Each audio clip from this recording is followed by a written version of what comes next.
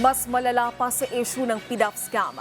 Ito ang paglalarawan ni Senate Committee on Blue Ribbon Chairperson Panfilo Lacson kaugnay sa mainit na issue ngayon sa flood control projects.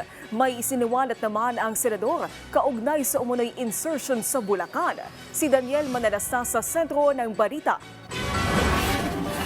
I think so, yes. Even worse than yung Napoles na, yun din ang observation ni Secretary Dizon. Ganyan na lang inilarawan ng Senate Blue Ribbon Committee Chairperson Panfilo Lacson kung gaano katindi ang flood control scandal kumpara sa PDAP scam na kinasangkutan ni Janet Lim Napoles. Anya, nitong mga nakarang araw tila nakialam na ang langit para mabisto ang mga kurap na ang iba ay nahaharap din sa alegasyon ng paglulustay ng pera ng bayan sa mga kasino o pagsusugal.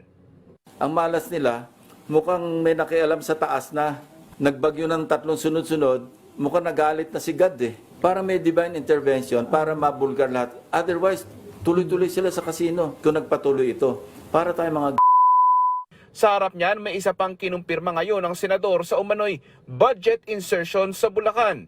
Pinacheck ko agad sa General Appropriations Act kung meron bang insertion na nagkakahalaga ng 355 million pesos na intended para sa Bulacan. And we found one.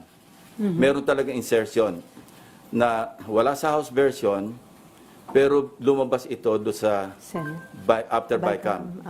So maliwanag na either sa Senate version or sa BICAM yun na insert. Pero ang problema nga lang, tila mahirap matukoy kung sino nga ba ang nagsingit.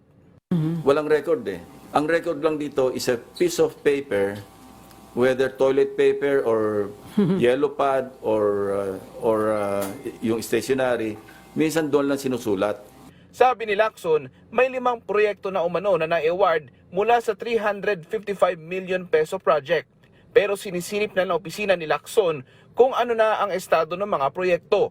Sa ngayon, pag-uusapan anya kung ipapatawag ang dating chairperson ng Senate Committee on Finance na si dating Senador Grace Poe. Daniel Manalastas para sa Pambansang TV sa Bagong Pilipinas.